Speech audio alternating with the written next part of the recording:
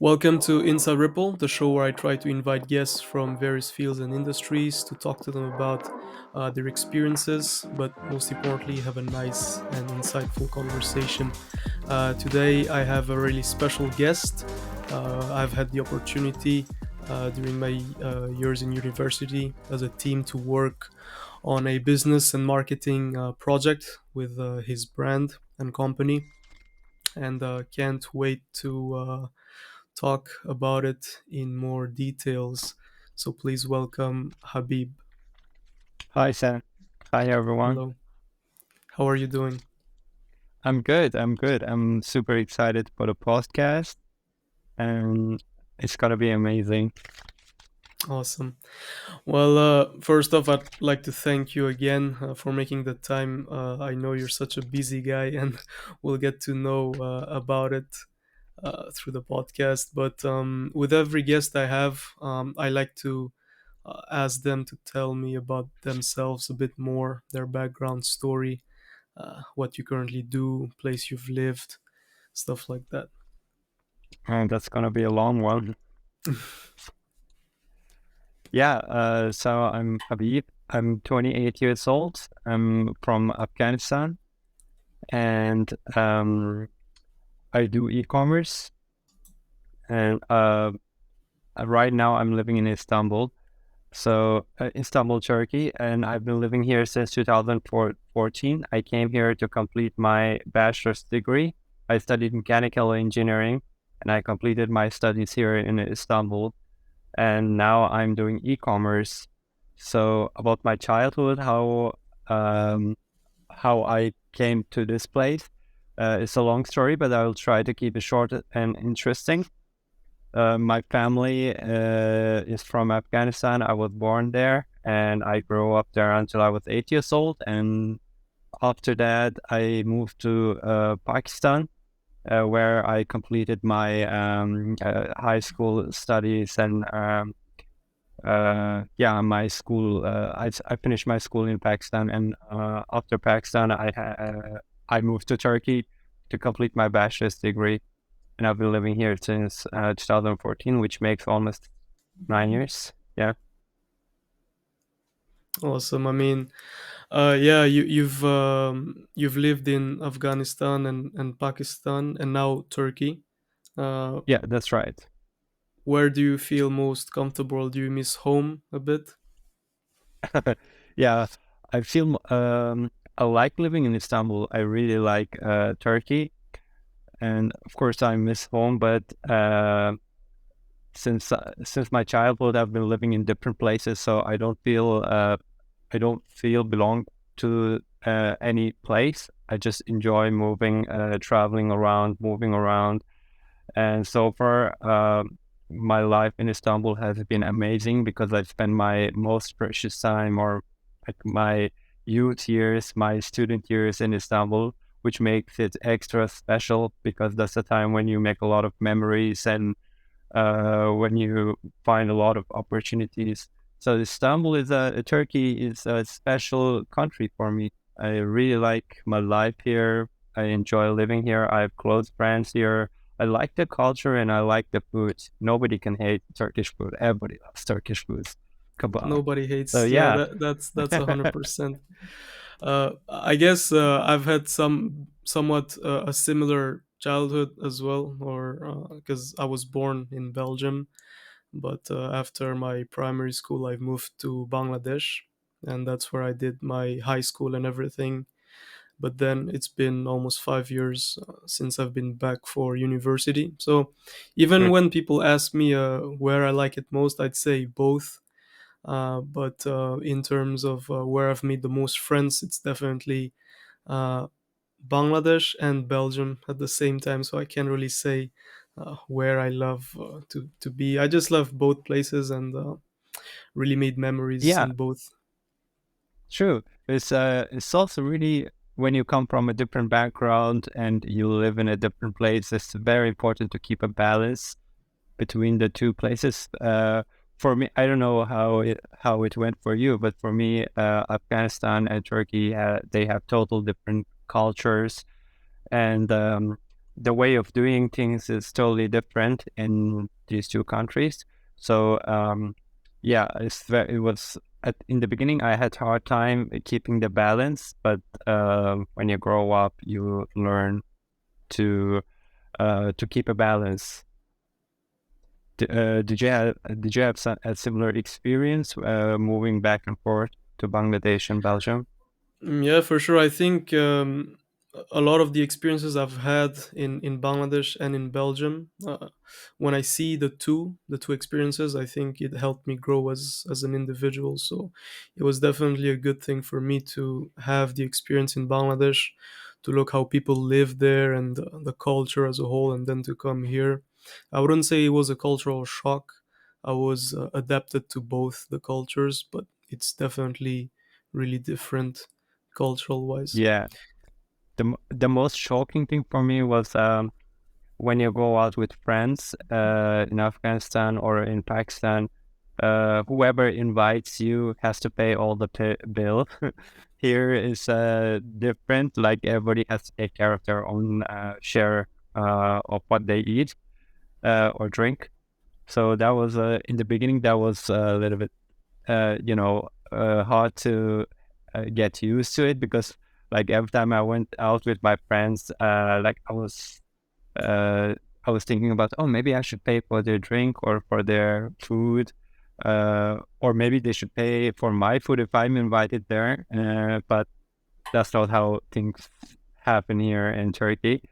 But I think both sides have pros and cons. But I like it the way here in Turkey. For sure. No. Do Yeah. you have any hobbies and passions you still have do regularly?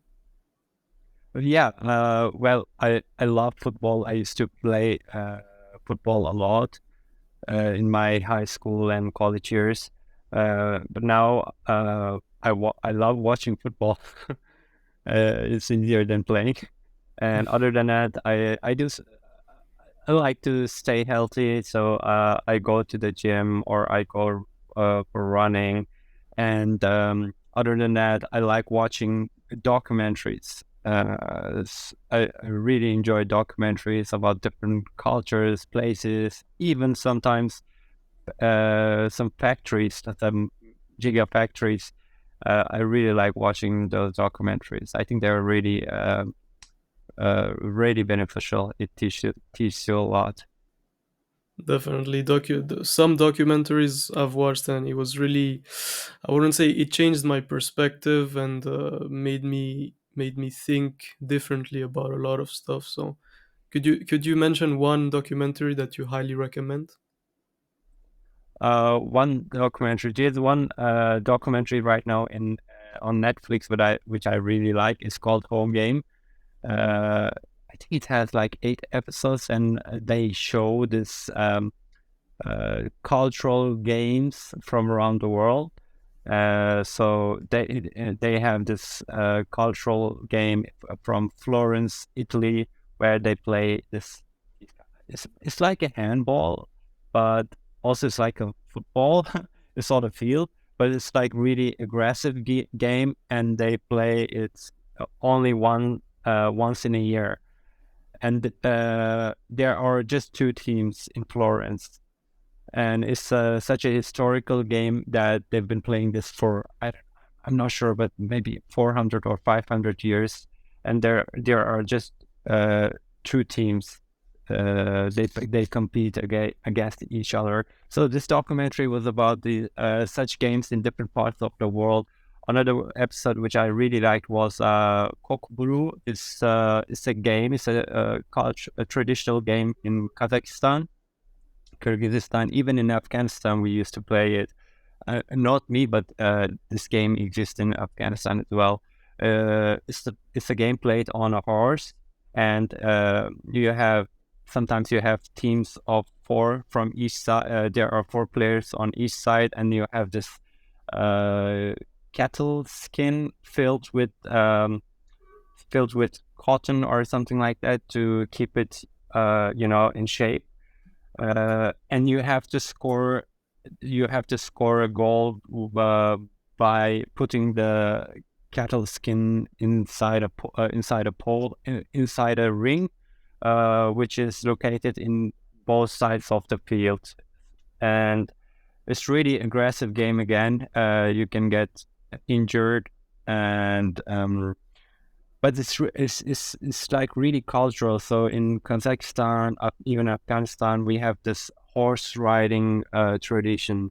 It's a Hmm. like people, they ride horses. They use it as a means of transport, and also in games.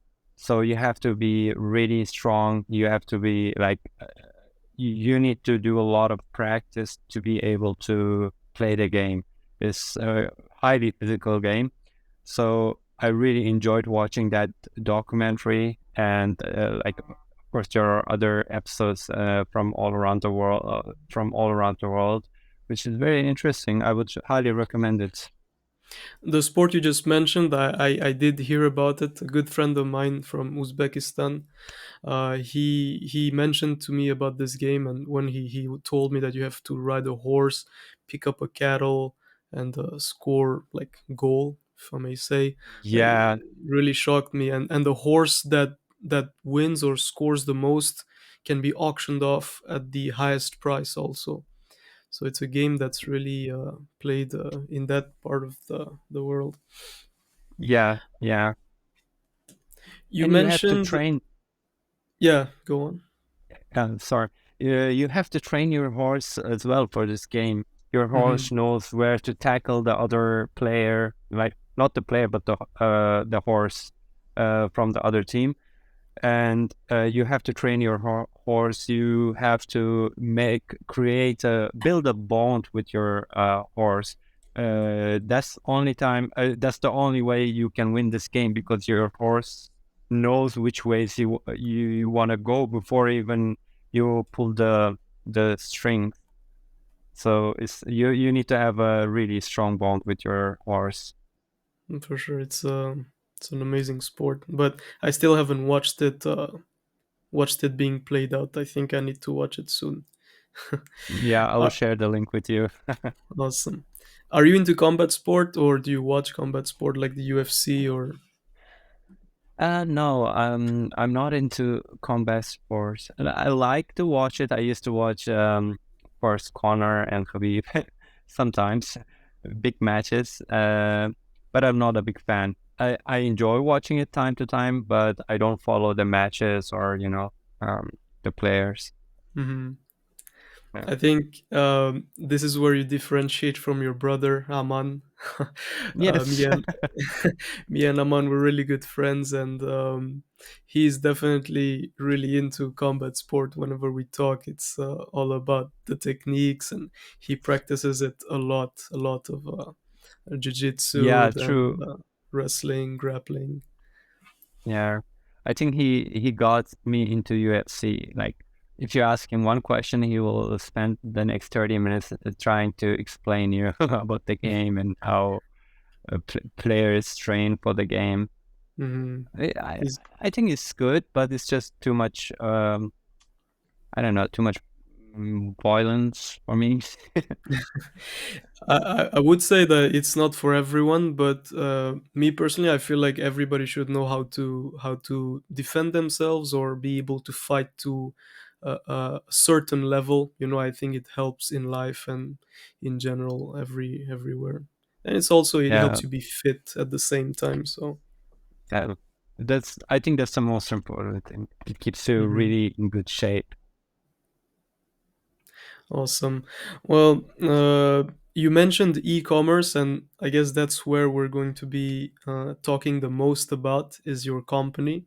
So, if A you bit. could introduce your company and a general overview of your company before we get deep into it.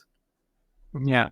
So I do e-commerce. I sell handmade Afghan carpets on various marketplaces.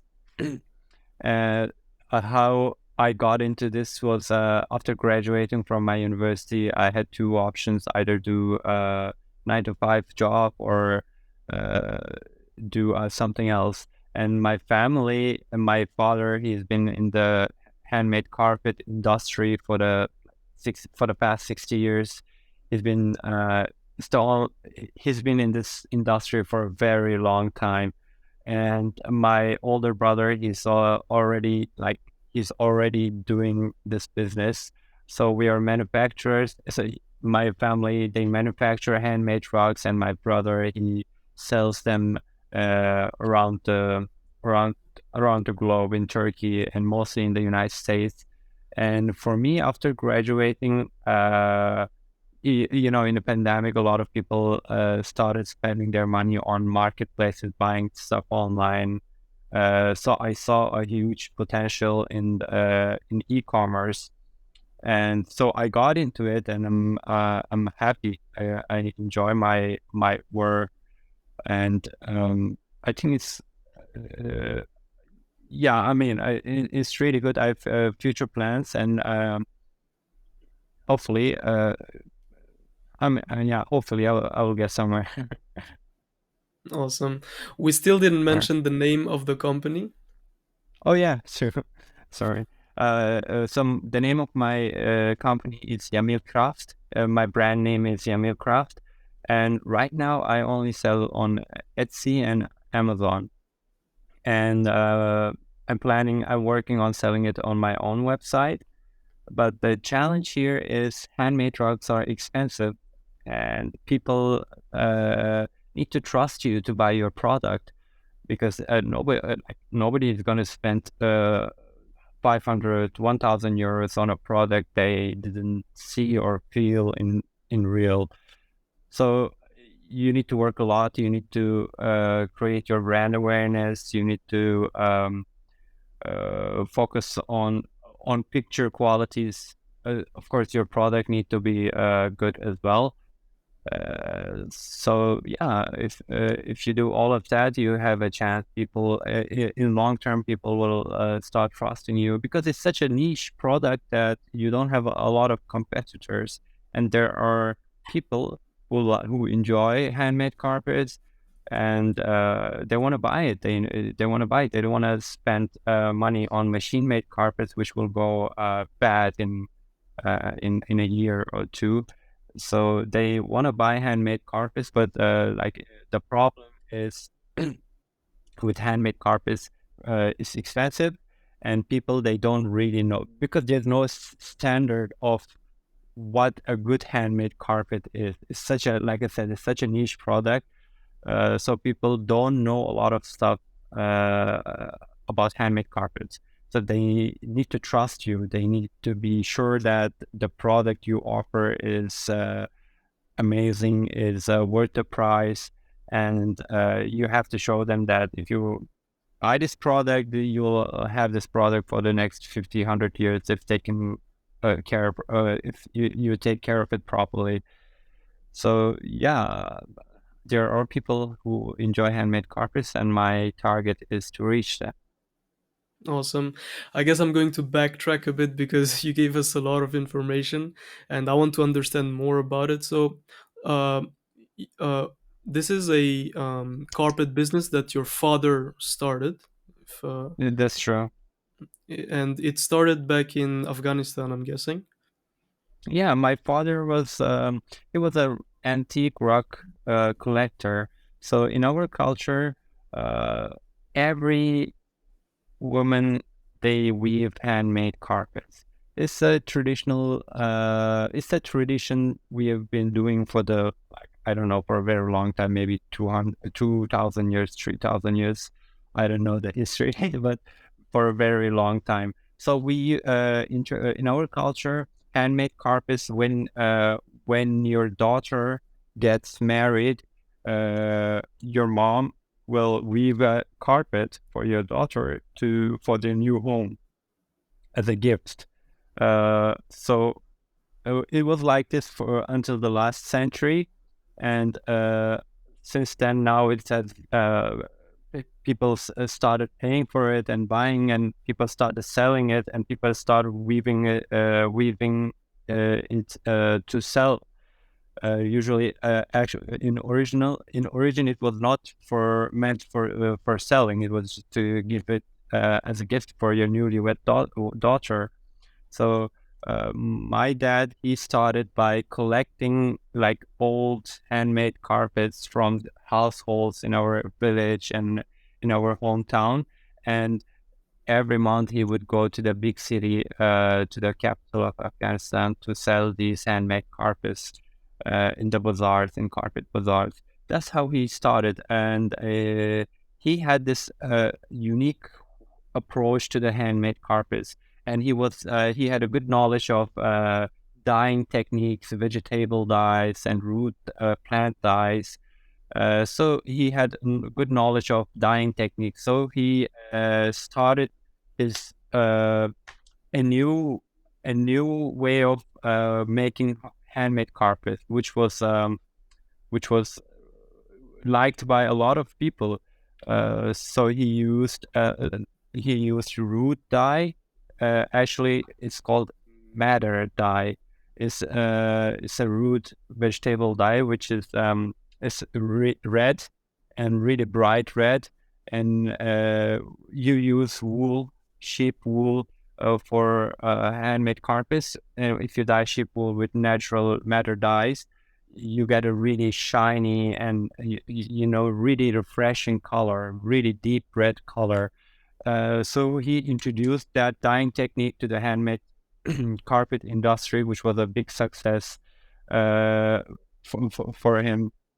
And now, like, his carpets are known around the world. And we are like my father, or my family, he was the producer of handmade carpets. So uh, there we were providing handmade carpets for retail carpet stores in the US, in Turkey, in Europe. And now what I'm trying to do is I'm trying to do it online. We are the producer, and I want to connect the final consumer with the producer. So that's what I'm. Oh, that is my target. Hmm. So from Afghanistan, when you started taking on the challenges of this carpet business, um, was the company that you founded, Yamil Crafts, was it was it your father's company, or this is your own Yeah. company? No, it's my own company. I started this company 2.5 years ago. It's a brand. It's a brand of the handmade rugs. Hmm. It was not started by my father or by my family. I started doing this. And what's, since I'm a, like, creative and into marketing, I always ask people who have their own brand and company, how did you come up with the name? Is there a specific meaning behind it? Yeah, that's a good question. So Yamil is actually Arabic origin, Spanish word which means beauty. Yamil, it comes from Jamil. Jamil is an Arabic name and it means beauty. And Yamil Craft is craft, like handcraft. So, and handmade carpets are beautiful. So for me, it was like, okay, this is the right name. Let's go with this one. It sounds like it sounds like a unique name. A lot of Hmm. people ask me about it, but that's the story. Yeah, keeping it simple is always the smartest option, and it's really nice And and simple. So yeah, your older brother, I'm guessing he also operates in the States, you've mentioned. So is the product available in the States as well? yes. So he's we have a warehouse in the States, and my older brother, he's a supplier for handmade carpet retail stores in the state, and he's been working in the state for the past 10 years, and he's a wholesale provider. Like, he's a supplier of handmade trucks. He has his customers all around the states, in all the states in the United States.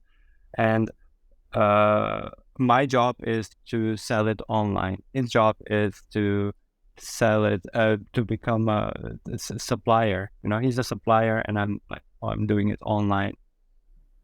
So you're focusing more on B2B, and while he's Yes, focusing more on no, you're focusing on B2C. B2C, and he's focusing Sure, more on the B2B aspect. sure. So when it comes to carpets, I guess the product is relatively simple, but is there any variety that you offer? Yeah, like handmade carpets is it's like an art. Every painter has a way of painting.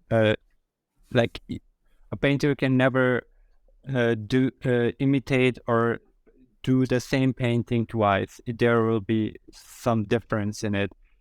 Every painter's brush stroke will define the how the art would look.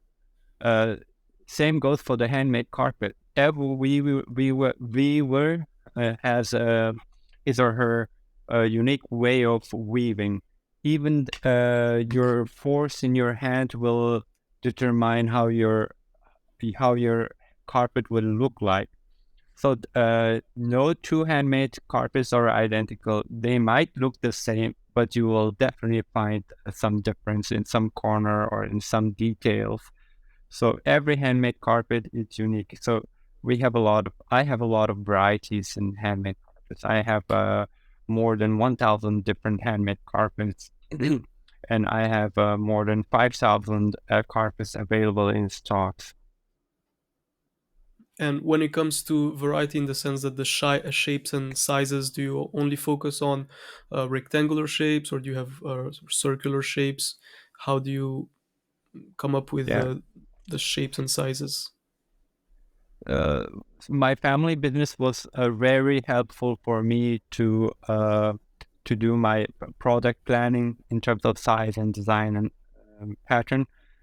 So every country has the house or homes in different countries are different. So they want to have, if for example, in the United States, they prefer large carpets, at least 7 meters square, 8 meters square. That's the standard size in the United States. In Europe, it's more like 5 meters square carpet in rectangular carpet because the houses and the space is smaller in Europe compared to the States.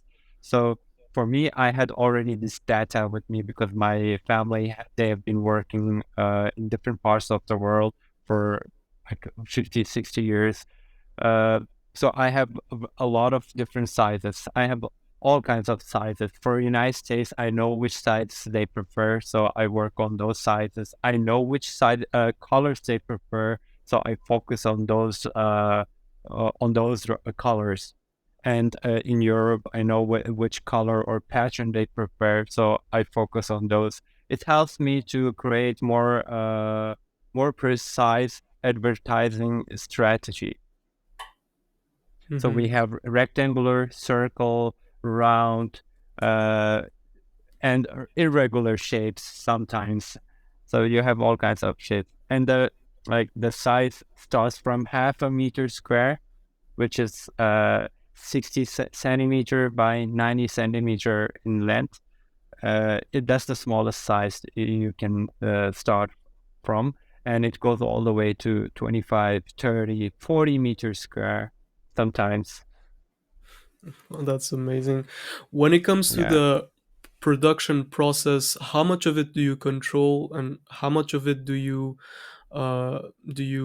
decide or give decisions on? Uh, I'll say it's 50-50%. I can control the digital graph of the carpet. So I think we need to talk about how handmade carpets are made and where you can control certain things. Handmade carpets. So you have the designing part, which you use Borea program. It's a designing program where you design your graph before weaving. So that's I can control that part, and then you can you dye the wool fibers, so you can control how the color might look on on the carpet. And then after doing these two steps, You give this the graph and the raw wool material to the weaver. In Afghanistan, there are no factories that weavers come and they weave. It's a tradition. People, they weave at home. That they will take your supplies and they will take it to their home because they have all the setup at their home. Every house in Afghanistan has a setup, the loom, which is at their home. So all you need to do is offer them a good deal, a graph of the carpet, which is the design of the carpet you want, and the wool fiber, which is the raw material to make handmade carpets. So these two steps you can control them, and then once the weaver takes your carpet to the home to weave it, then you don't have a lot of control. The weaver decides how the carpet will look. So it's like a painter. Every painter has his or her way of doing painting, or his or her style. Just like that, every weaver has his own style. Sometimes they make it extra perfect. Sometimes they put a small detail which is unique to that weaver. So you don't have much control in that area. Hmm.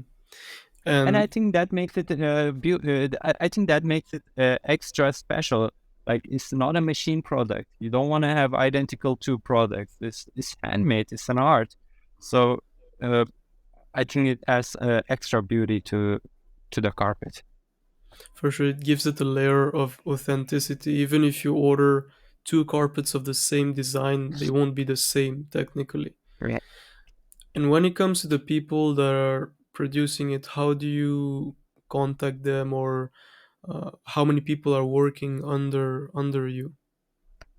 So in Afghanistan, we the weaving part we do it in Afghanistan. So right now we have around 2,000 families. We work with them in our in northern Akcha district of Afghanistan. So there are like 2,000 families that we work with, and in every family there are two or three, sometimes five, six weavers. Uh, Two daughters, wife, mother. They all. I mean, in Afghanistan, it's sad, but this is the only job women can take. So a lot of women, they are weaving carpets. So uh, yeah, we have like 2,000 families working, but it can increase and decrease depending on the time of the year. For example, in spring or in autumn, where harvesting season starts, then a lot of weavers, they prefer doing farming, so they will skip weaving carpet and they will harvest their farm. So it depends on the time of the year. So would you say it's a job, the weaving part, it's a job that is dominated by 100% by women, or do men also take part in it? 80% women, 20% men, I would say. Yeah, men also. So men, they are mostly in the washing and cleaning and trimming part of the rug. So once the weaving is finished, the carpet has to go a lot of various processes to get to the final to get to the final phase.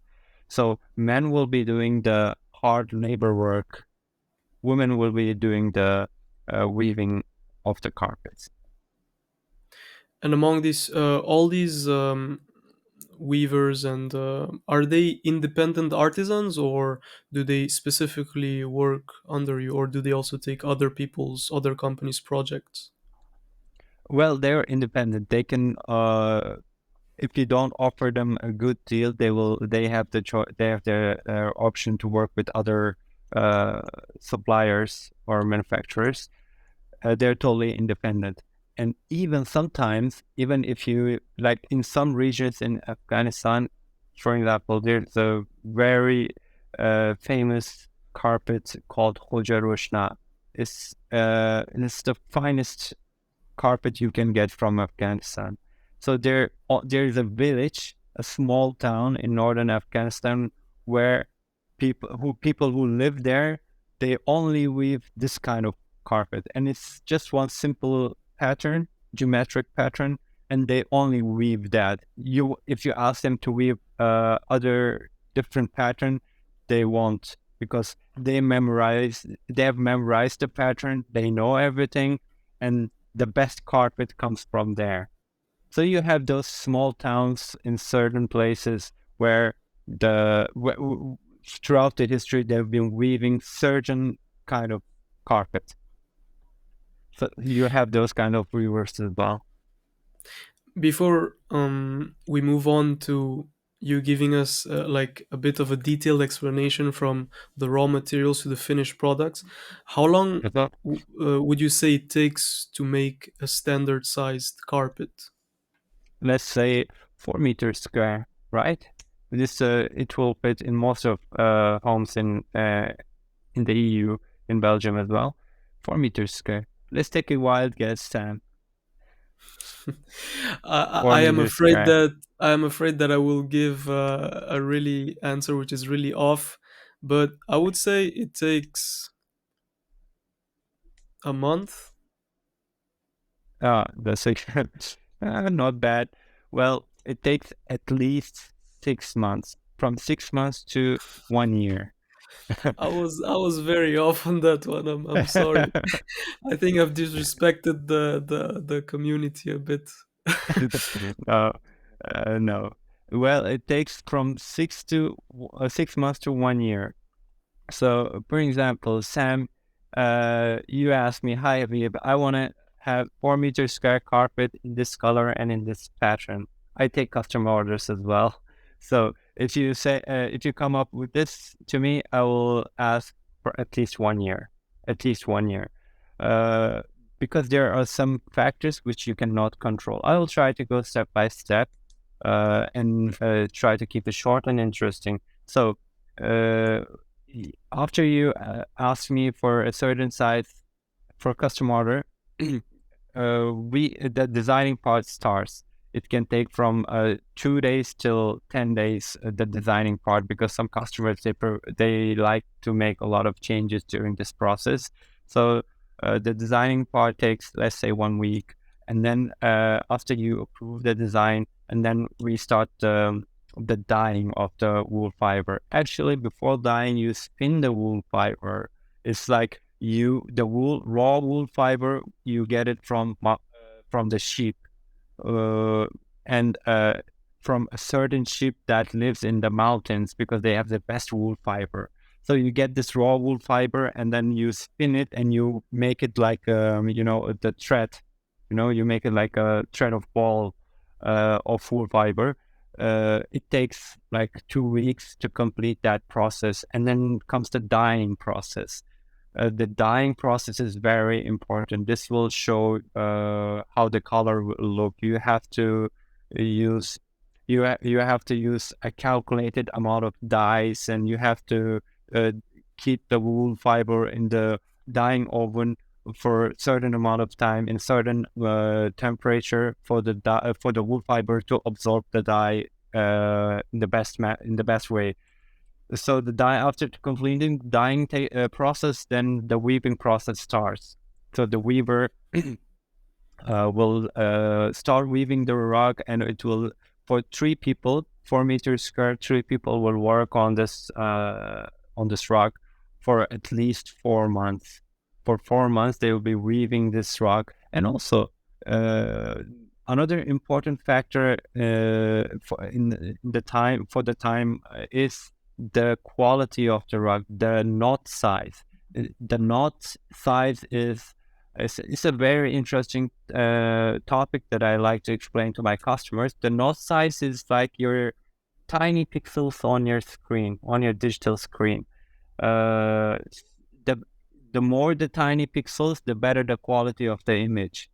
So every pixel on your screen represents a knot on a rock. So if it's finer, if it's smaller, the knot size, the pixel, if it's smaller, the rock will become more fine. The patterns will appear more precise, and uh, uh, and then yeah. sorry, uh, the knot size. Yeah, the knot size determines how long the time takes. If it's smaller, it will take more time to weave. To finish the rug, it will take more time. So it's another factor. After knot weaving process, 4 months, the weaver is finished with the rug, then starts the preparing of the rug to get it to the final stage. First, you trim off the extra skin from the rug and you make it thin.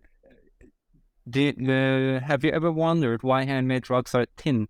They're not thick, Mm-hmm. like shaggy rugs. They're thin, like thinner than 1 centimeter. The pile on the rug. It's because the patterns are so detailed. They are so small patterns that you need to peel off the skin from the rug to make the patterns more visible and more clear. So you trim off the skin, unwanted, unnecessary skin off the rug, and then you take the dust out of the rug. You have a lot of dust on the rug, and then you wash the rug. The washing process is also important. You wash it like you need to put a lot of work and force on the washing process. It will determine the feel of the rug. Washing process will determine how your rug feels. Is it soft? Is it hard? Stuff like that. And then you have stretching. So handmade rugs, sometimes they can be crooked from the center or from the corner. They can be like it can go slightly crooked. So you need to stretch the rug from every side of the rock, stretch it and leave it under the sun.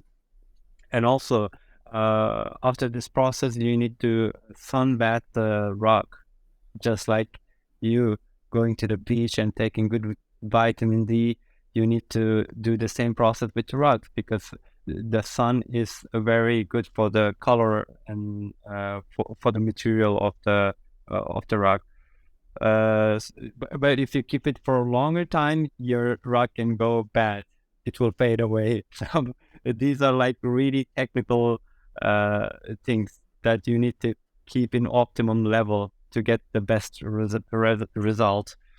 And then after sunbathing, you have like final trimming process. Like sometimes you have unwanted knots, a mistaken knot in a different in a specific place of the rug, which destroys the pattern. So you need to fix those kind of things as well.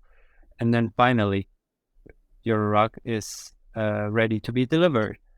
And now comes the logistic part of the rug. Afghanistan to Europe or United States, you need at least 1 month or 2 months to deliver these rugs to certain places in the world.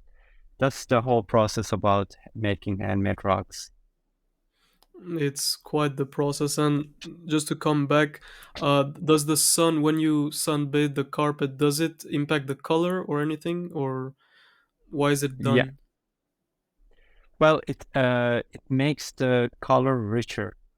Sometimes the color is raw, and you need extra sunlight to give a like to make the color appear in more original form. You need sun. Hmm. Otherwise, it looks like a unfinished unfinished rug. It all is like I said. Every rug doesn't need to go through this process, sunbathing process. Sometimes some rugs you don't need sunbathing, but with certain rugs, with certain colors, you get the best result if you sunbathe the rug. Hmm. Also, one of your posts on Instagram, I saw that you were or a video that you posted, they were burning the carpet. And which part was that? Like, or why is it done? Yeah, I receive a lot of questions about that process. Like some of my friends, they ask, "Why are you burning this rug? Isn't it harmful or doesn't it destroy the rug?" No, that shows the quality of handmade rug. That's called the heat treatment, and you do it on the back layer of the rug. So wool fiber sometimes um, you have this extra wool fiber that comes off in the back of the rug, which makes which makes the rug look untidy. So you burn it with the burner. You burn the Mm. back of the rug. It's actually very good for the rug. It doesn't destroy, and it shows how strong the rug is. Also, that's the backside of the carpet. Sorry, come again? So the burning process is done on the backside of the Yeah, carpet, not the front. no, not the front. If you do it on the front, it will destroy the whole pile of the rug, the skin. Hmm. But Yeah, in the yeah. back, you don't have skin. You just have extra and unwanted wool fibers coming off from the knot. You burn Hmm. them. I guess the entire production process kind of answers this question, but I'm still going to ask it. What gives these rugs of Yamil Craft authenticity, and what makes it different from the competition? Ah, that's a good question. Uh, there are like hundreds of rug suppliers or rug manufacturers around the world, even in our hometown where we make these handmade rugs. What makes us different from other rug weavers is we work on a plan and we use top quality materials like handmade rugs, selling it online. The picture sells, but after you receive the rug, you will realize that it's actually not a good quality rug. So, Yamil Craft is different in terms of using best quality raw material. We use the best quality, and from most of the rug manufacturers, they don't complete this whole process under single roof. They work with weavers and they work with washing facilities. So they make the rug and they send it to a washing facility. They provide the service. They work like this. But Yamil Craft, we complete all the raw process under a single roof. This way, we can interfere if something is going wrong. We can we can if there's urgent thing in a carpet that's not going according to the plan, we can interfere there. We can make it stop, you know, and we can always control this whole process that I've explained to you in the other question. So that makes us different from other manufacturers. Hmm. And when it comes to warehousing the products, is there a warehouse in Afghanistan, or once the carpets are made and ready, they're shipped to your warehouse in Istanbul? Hmm. So we have a factory in Afghanistan. Except weaving, we complete all this raw process in this factory. We use it as a warehouse, and we use it as a washing. What we have a washing facility there. Everything we completed under a single roof, Hmm. except And weaving. Weaving is done at homes. hmm, for sure. Um, you've already said that you do provide customized drugs, but how much of your total stock are custom, or how many orders do you get which are customs? Well, it depends. Right now, I'm working on 3 custom orders. One is like in a really big amount. They're one of our customers uh, in Turkey. Right now I'm working on that project. They want like 600, 800 rugs in certain sizes. Uh, that's one project that I'm working on, and there's another project that I'm working on from Florida, United States. I have a customer who wants to have a certain rug in certain size, which the width of the rug is supposed to be 270 centimeter, and the length is supposed to be 6 meter. It's a really odd size, so I'm working on that, and we started on this project last September, almost 7 months now. Uh, right, yes. almost 7 months. If I'm not doing if I'm doing the math calculation correctly. And then the delivery time is next September. So I have 1 year of time to complete this project, and it's like one massive rug and like 10 other small rugs.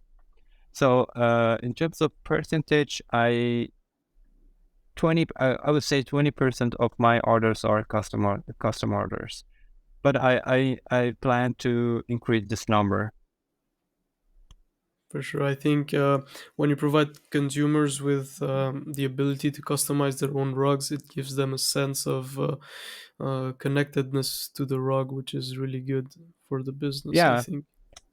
actually, that's a really good point. My one of my customer that I'm working right now, every 1 month or every 2 months, I send her pictures of her rug about the progress, and she really enjoys the this process. She really enjoys it. It's a unique customer journey, for sure. Yeah, true. hmm When it comes to the pricing of these rugs, because you've already mentioned in the beginning, these are expensive rugs, not like the, It the generic rugs. If someone were to buy a rug from Yamil Crafts, how much would they have to set aside or invest in a rug? it depends on the size. Handmade rugs depends on the size and the quality or the pixel like fineness of the rug, that not size. Is a very important factor in putting in evaluating the value of rugs. So I would say again from European standard size, which is 4 meters square, you need to have from 800 euros. It can go all the way to 2,000 euros. That's the price I'm giving because I'm a producer, I'm a manufacturer. But if you go to a rug store in Belgium, in Brussels, or in London, or in Berlin, you would pay 2 or 3 times the amount. For So, sure. For the same uh, quality rug. yeah, same thing. Yeah, because they hmm need to make profit. They every time it changes hands, they add their own profit as well. So the price that I'm giving you is from a wholesaler provider. hmm And to think about the fact that this rug can quite outlive generations and that it's going to be passed on from one generation to the other if it's taken care of, I would say it's a small price to pay for such a history and Uh, quality. That's for sure. And that's what I like about products like these, that you can pass on to the next generation. It's very Yeah. interesting. hmm Well, I was also going to ask because you mentioned the thickness of the carpet. It, The carpets you produce are relatively thin, but it, I've always wondered how is the comfort. Because when somebody buys a carpet, they look into comfort when they're going to walk on it. So how is the comfort on it, and would you say it's yeah, something that people should focus when they purchase a carpet?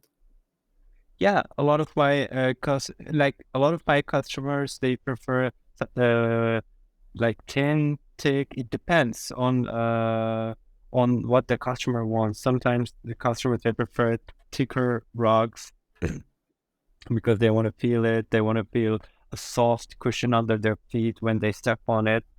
And sometimes some customers, they prefer thin because they have a door which has to go like open on the rug, so they prefer thin.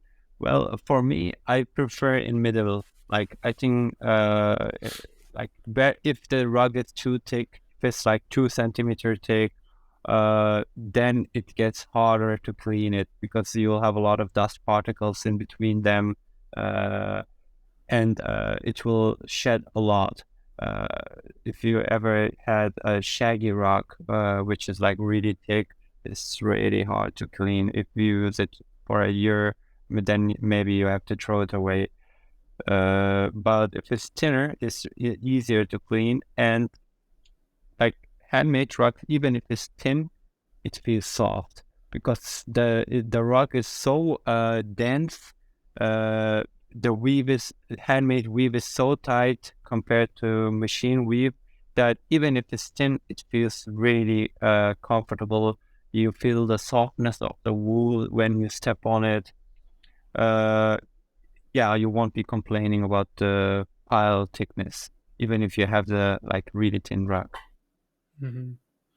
And you can, if you have a thin rug, you don't you can always solve it by using a rug pad underneath it, and then it's good. Okay.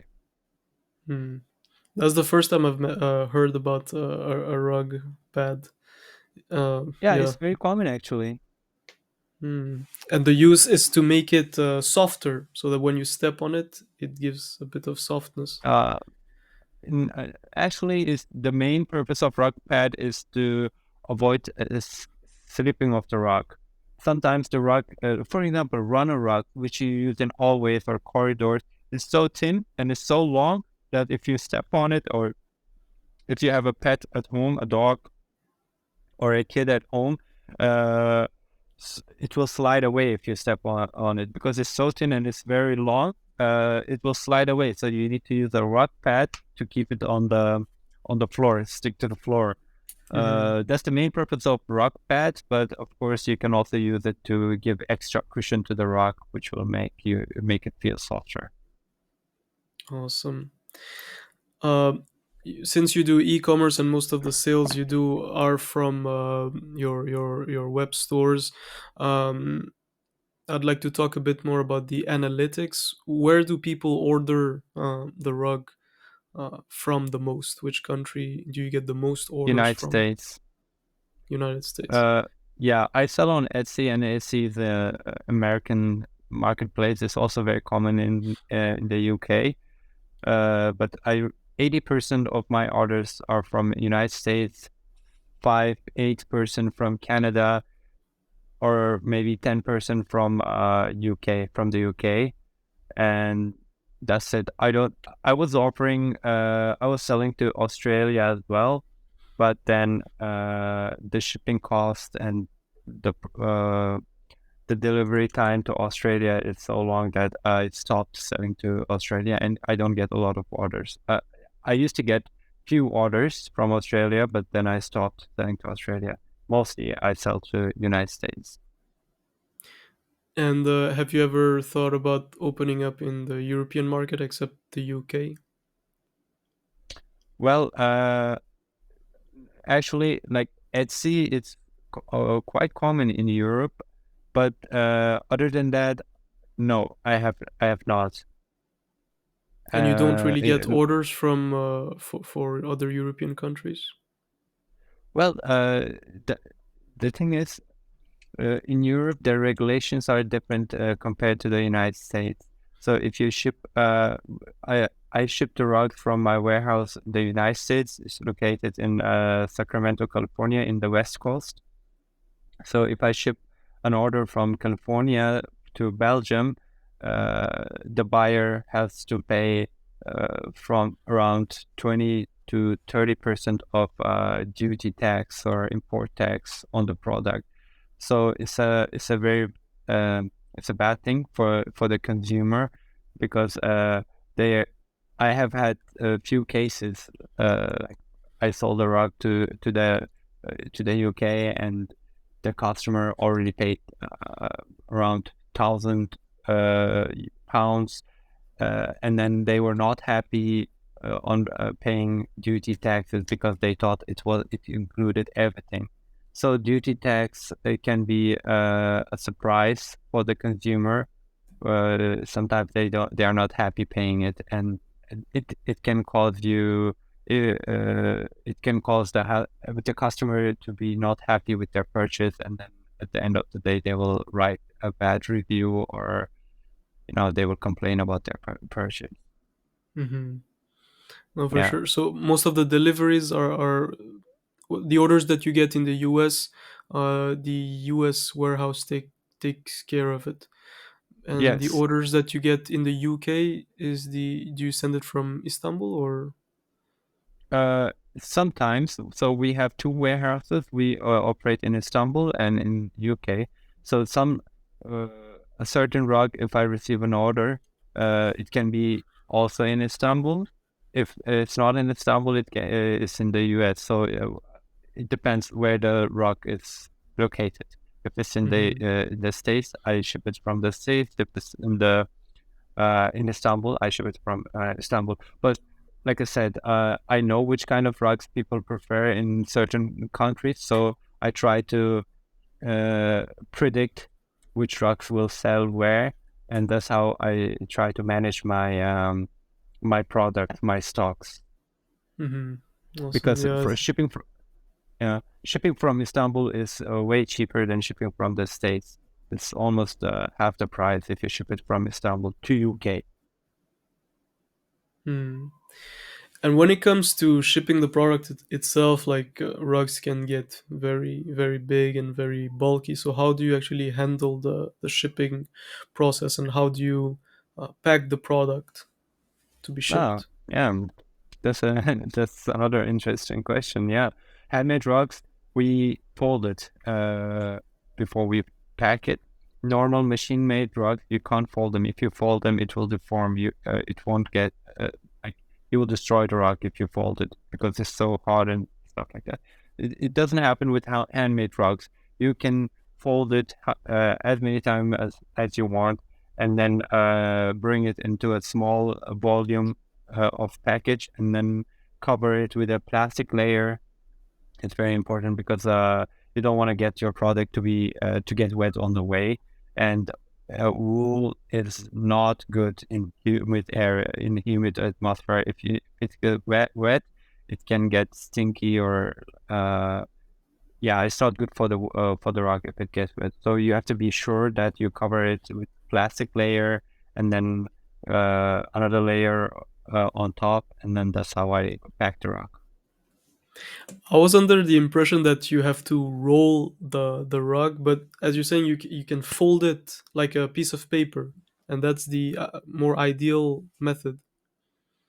Yeah, especially in international deliveries, you need to make it smaller. If you roll it, it occupies a lot of space, so you'll end up paying more money for the same rug. Mm, If you fold it, you'll pay less. And so folding it doesn't put a crease on it, or uh, it's just like new when you unwrap it. Yeah, yeah, it doesn't damage the rug. Of course, you will see the fault line for some days. Last week, I sent a rug to one of my customer, and he was asking me if the rug had a stain on it because you could see the fault line of the package. So uh, I told my customer that, hey, just wait for a couple of days, let the rug settle down, and the fault line will disappear. And it happened. And my customer, he was really happy with the purchase. So the fault line will Awesome. go away in a week max. Hmm. Awesome. Uh, And do you have any tips for people that have rugs on how to take care of the rugs? yeah. Oh, yeah. Uh, if you have a handmade rug, of course. uh, Well, you need to vacuum it every week. If you have a like if you use it in a high traffic area, try to vacuum it, clean it every 2 or 3 days. uh, uh, don't use uh, don't use detergents or like shampoos to clean the stains. If the stain is not too bad, for example, wine spill. If you have a ketchup, cola, such spills. If you have a kid or a dog who comes from playing outside and steps on your rug, do not use shampoo or stuff like that. Just use a wet, damp towel and with a slight warm water and just clean it. It's wool. Imagine just wool. It comes from the sheep, and the sheep they don't wash themselves. They're in nature. When it rains, their fur gets cleaned with just water. That's the best thing about wool. You don't need to like you don't would need to wash it and do stuff like that every month or every year. Every 2 years, if you get a professional cleaning, it's good for your rug. Do not use shampoo, bleach, especially bleach. It will destroy the dye on your rug, the color of your rug. So just go simple. Do not worry. Just use a wet damp towel and you clean the stain uh, 2 or 3 times repeatedly. If the stain is too bad, maybe 4 times, and just put it under a sun for half a day, not too much, not so many days. It will all fade the rock, and then you're good to go. Your rock is perfect. Awesome. All of your tips were useful, but your last one is a bit tough for Europeans because we don't get much sun out here. So good luck with that. If the stain is too bad. uh, Yeah.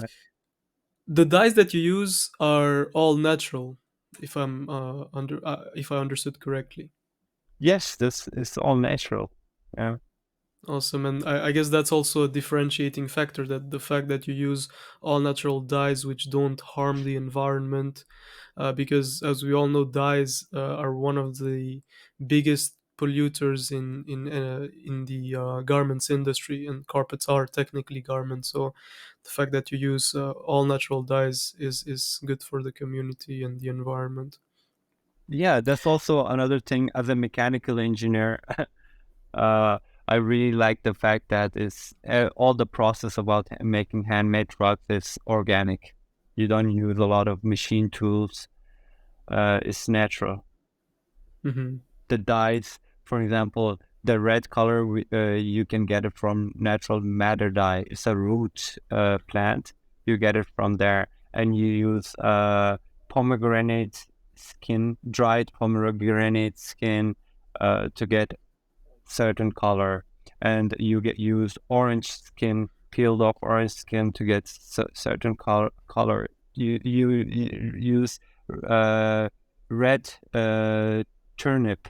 I'm not sure if I'm saying it correctly. It's a vegetable, another vegetable. You use that to get purple, deep colors, deep red colors. So you use natural vegetable dyes. And so, would you say that you had somewhat of a learning curve? Because, as you mentioned, you studied engineering. When you went into this business, did you have somewhat of a learning curve about learning about carpets, how they're made, terminologies? How much of that did you have to learn before you were confident enough to really be 100% into it? Yeah. I was really lucky in terms of learning the business because I was born to a rug weaving family. My mom, she used to weave rugs. So she wove rug for her children. For me, for example, she wove a small rug for me. It's a gift from her to me. And so growing up in Afghanistan, every day I would see my mom weaving a rug, and next to our home we had the factory where the rock was washed, the dyeing was taking the dyeing of the wool was happening there. So I grew up seeing all this process at home. Like I grew up inside this business, and then of course I was away from this culture for a long time because of my studies when I was living in Pakistan and in Turkey. After completing my education, uh, and decided to get into the carpet business, I started working with my brother, who is in the US. Also, he travels here back and forth between Istanbul and US. So he helped me a lot about patterns, about the color and the size. And I went through a 1 year of training program with my brother. He trained me about the marketplace and the industry, which was very helpful. Which was very helpful for me. Awesome. I mean, yeah, because it is somewhat of a family business that you grew, you and your brother, into making it, into having it, into giving it an online presence, and that's how most of the sales come from. Because when your father started, it was more locally sold, but now it's the carpet is sold everywhere in the world. Um, what is one of the biggest projects you've taken when it came to customizing a carpet? Customizing a carpet. It's this project that I'm working with from Florida with my customer from Florida.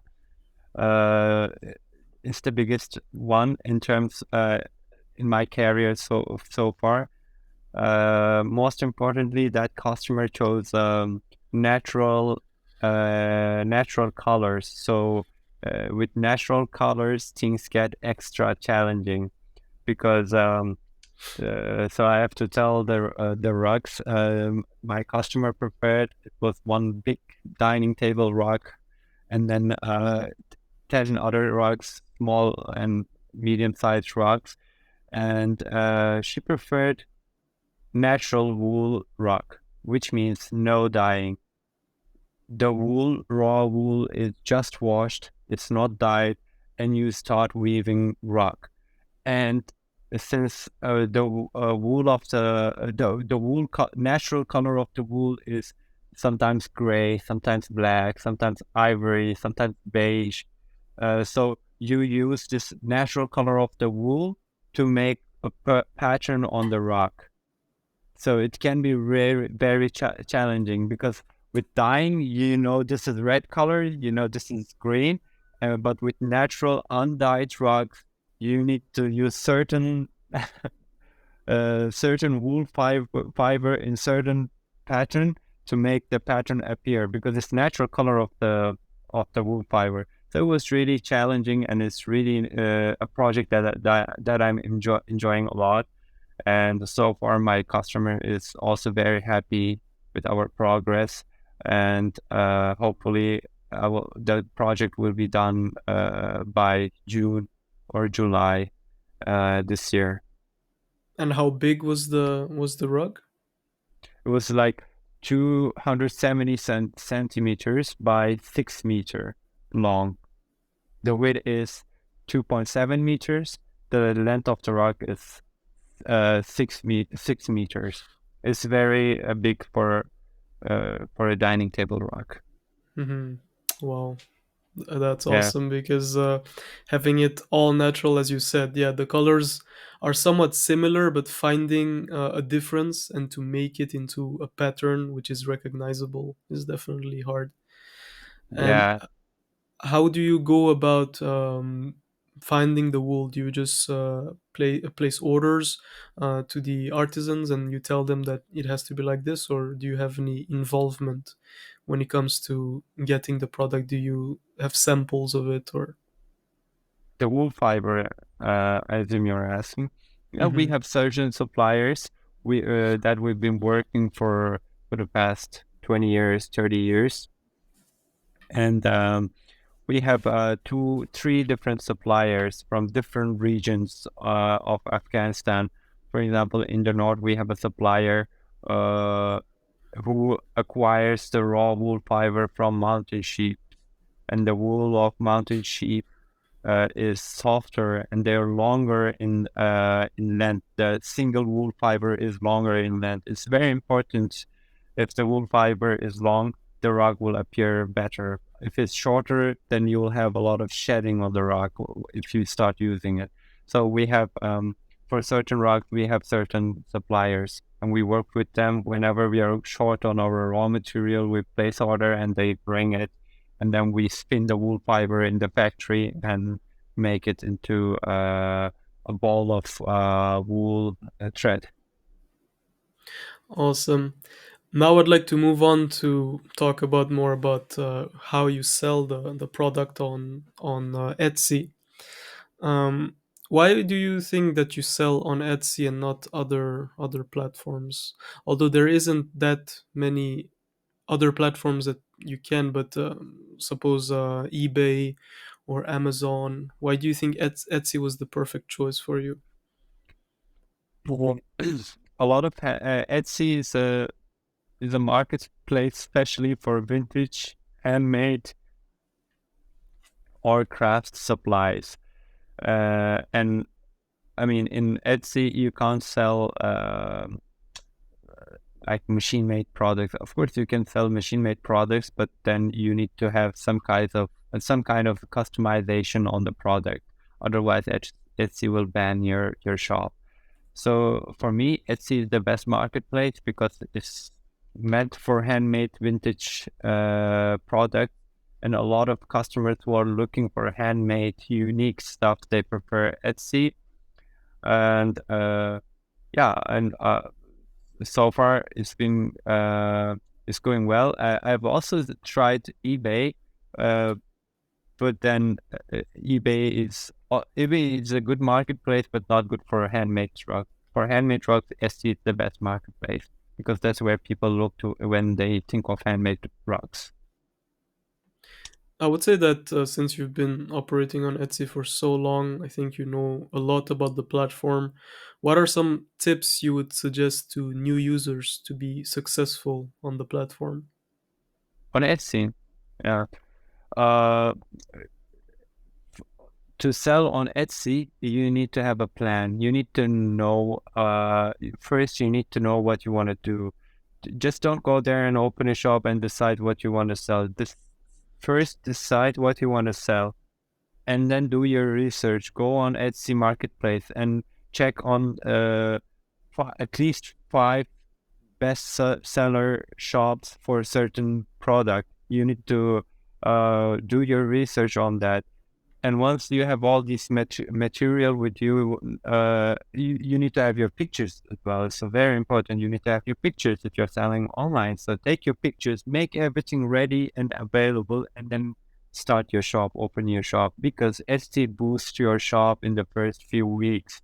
Since you're a new seller, Etsy likes new seller because Etsy wants to grow its customers. So they like new sellers. So if you're a new seller, just be ready, decide what you want to sell, take your pictures, write your descriptions, and then open your shop. Opening your shop is very easy on Etsy. Even if it's your first time hearing about Etsy, you will be able to open your shop in 30 minutes.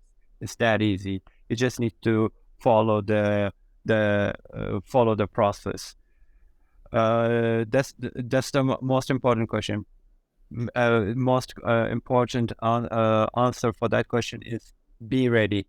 Do your plan, do your research, and then start your business.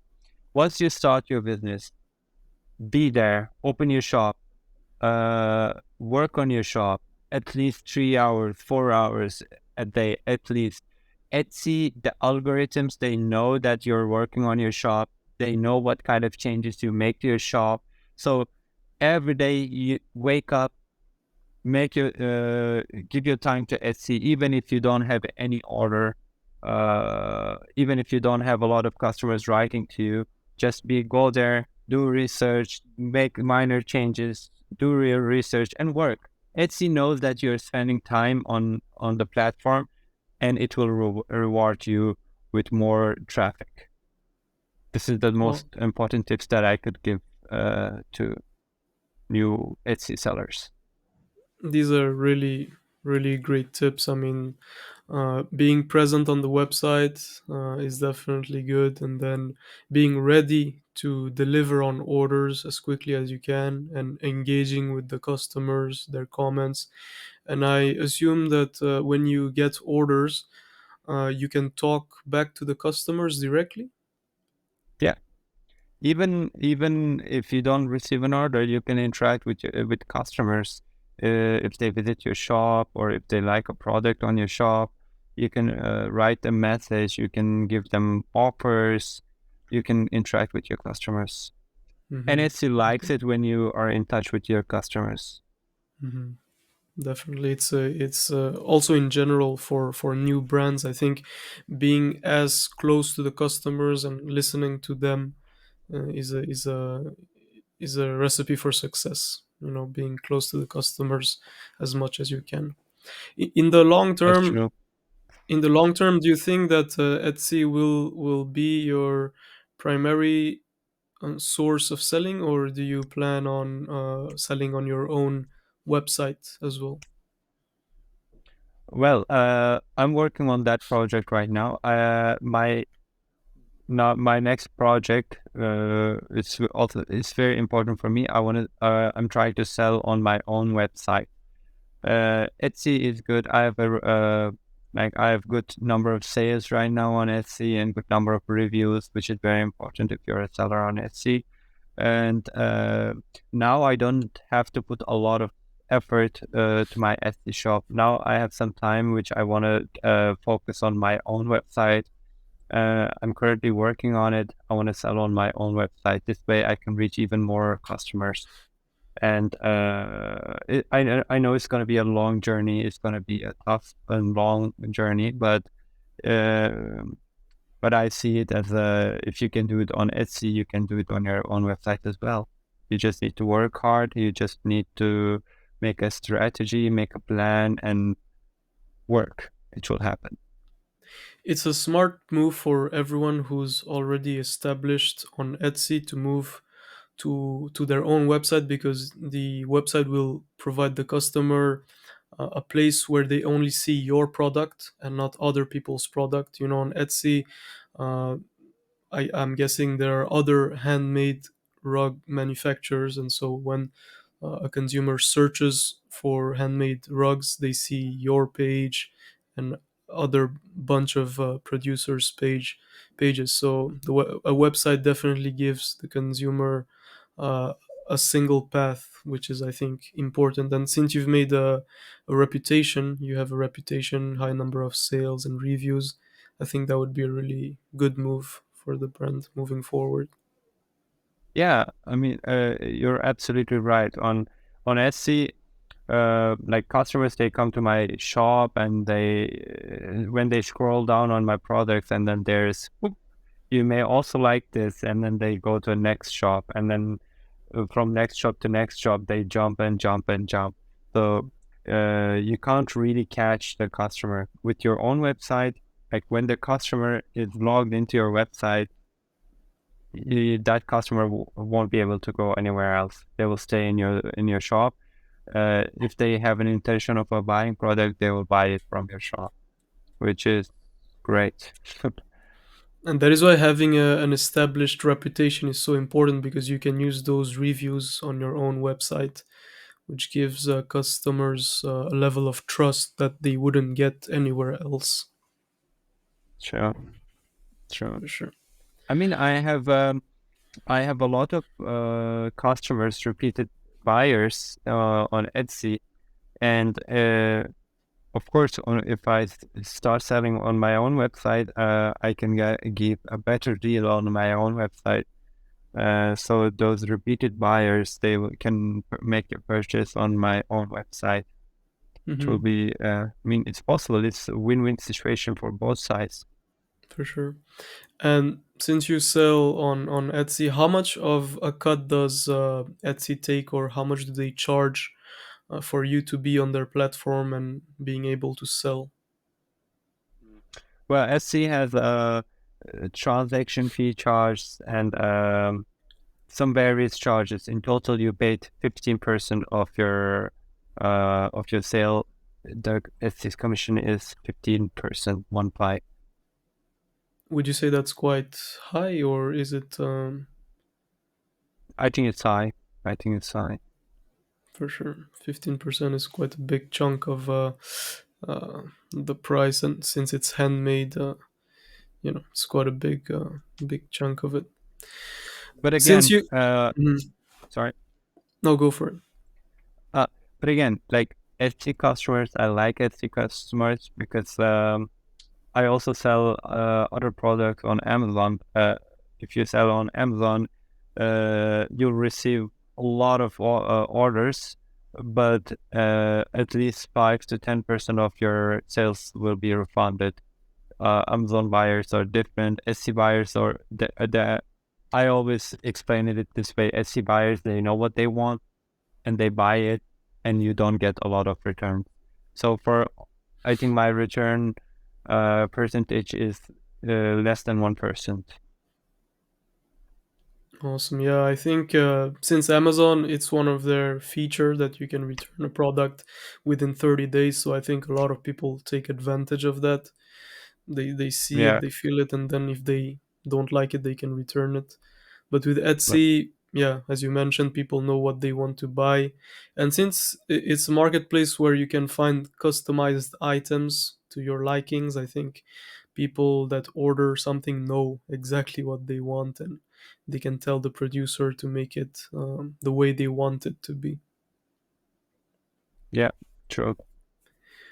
Would you say that the carpet business is a tough one, especially handmade Uh, carpets? Handmade carpet, yeah, it is. It's a really tough business, but like I said, if you come from a rug weaving family or if you're born to this culture, it's easy. But for someone from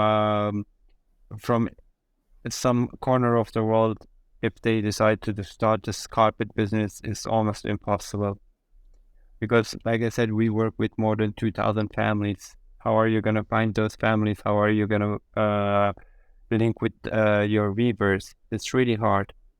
But if you're lucky and born into this business, it's not that hard. It's really, I enjoy it. It's fun because every day you see a new product and you can like see the carpet and it's like a painting. You can enjoy the carpet, you can feel the carpet. So it's really fun job. I really like it. Awesome. And I guess, yeah, the handmade industry in of itself is you have to come from a family or have to have enough experience to do your own thing if it's handmade items. I guess that's why Yeah, industries like in the carpet, like machine made carpet industries is here, because not everybody has the opportunity to have this knowledge. But well, that's why they make machine made carpets, which are low quality, yeah, but I would say that it sells more than handmade carpets, I guess. And also, not everybody really has the need or want of a handmade carpet. It's really for a niche group of people, I would say. yeah, true, true. Mhm. A lot of people, they don't know about the handmade carpet industry. It's one of the reasons why I'm into handmade carpet is it's such a culture and cultural thing. It's one of the few things that Afghanistan is exporting right now. One of the few things we make in Afghanistan. For me, besides besides besides this my job, it's very important for me to connect Afghanistan with with the rest of the world through handmade carpets. Because you don't have a lot of other options. Handmade carpet is one of the few things that Afghanistan makes, and it makes me really happy when someone from other corner of the world enjoys and has this carpet at their home and feel it. And I always try to send a short description of the rug to my customers about the process and the culture of this handmade carpet in Afghanistan. And it's a way of connecting people with Afghanistan. Mhm. That is something really awesome. And because there's a lot of how do you say, misunderstanding or misrepresentation of Afghanistan to to the world. And I think the way that you're trying to connect it through a cultural aspect is really good, and people can really understand the true meaning and values behind some of the things from Afghanistan. Yeah, yeah, and also sometimes I'm not I'm not sure if you watched it, but Rick Gervais, he made this joke on one of his shows in about handmade Afghan rugs. So it brings a smile on my face. And what was that joke, if it's not super inappropriate? Because And, he was telling about like a drunk night, and I don't really exactly remember the show, but I laughed my ass off. And apparently he paid like 15,000 pounds for a Afghan handmade rug, and he was Mhm. so protective of his rug. It was a joke about that. Uh, I mean, he was joking about how expensive they are, I guess. Yeah, yeah.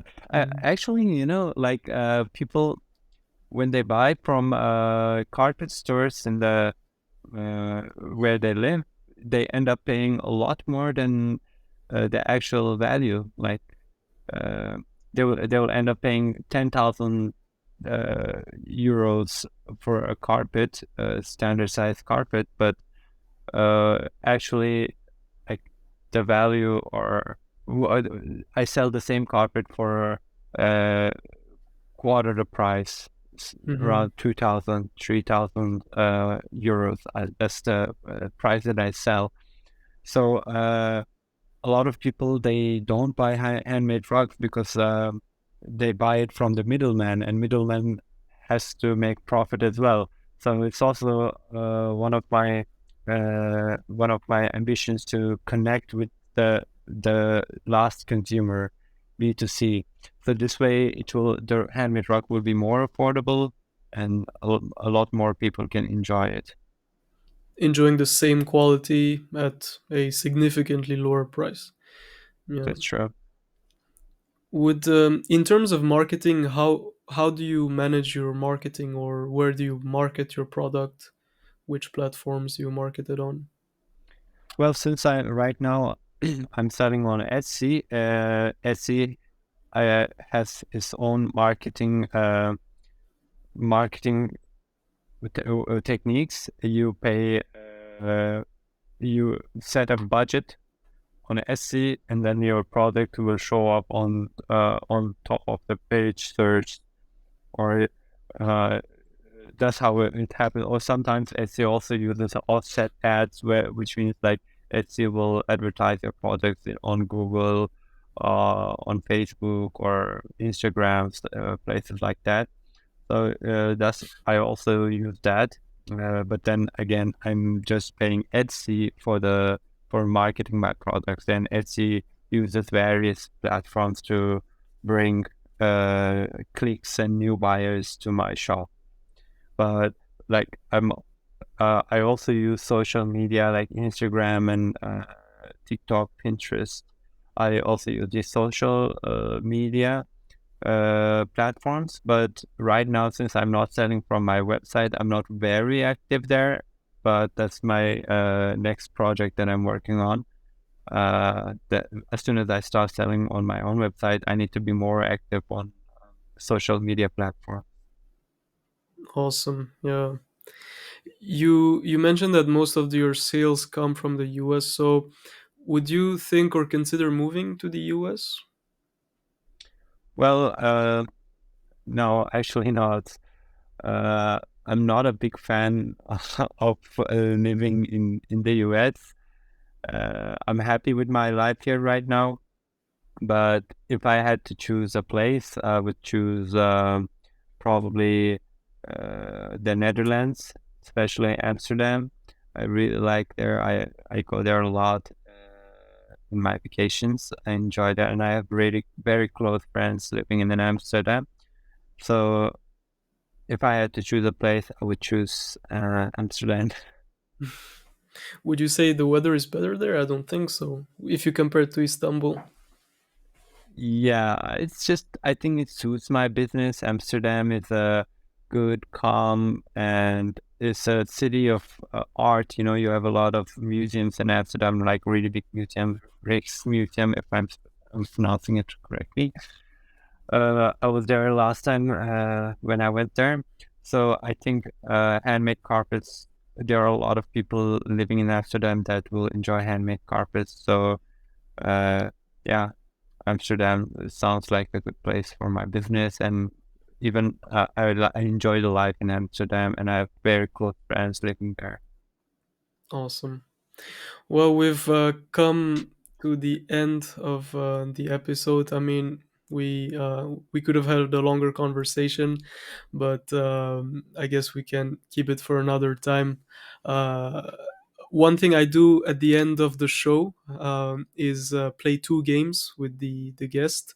The first Okay. game is called Rapid Fire Questions. I ask you a bunch of questions, and you have to provide me one quick answer for the question. Sure. Sounds interesting. Yeah. So, first question, let's go. Favorite color, Red. dream travel destination,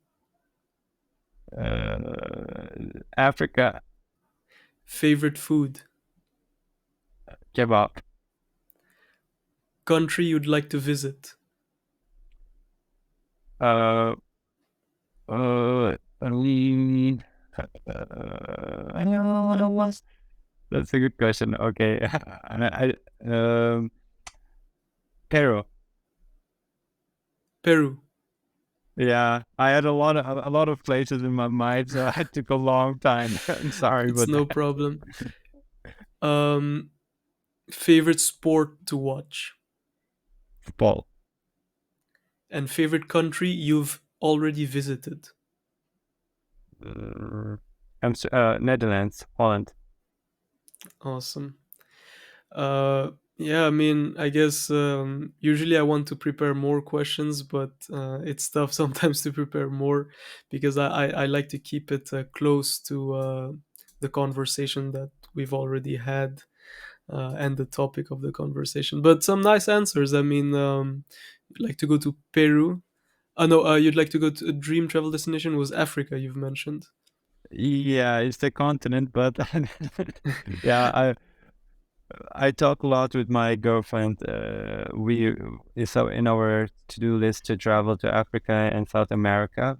So we Hmm. talk a lot about it. And there's not a specific certain country in Africa. That's why I'm like thinking, yeah.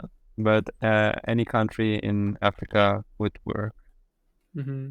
I mean, it's I've an never amazing been to place to go. Africa, so yeah. Hmm. I guess first place everybody goes to is like Morocco, and then you go more towards the south.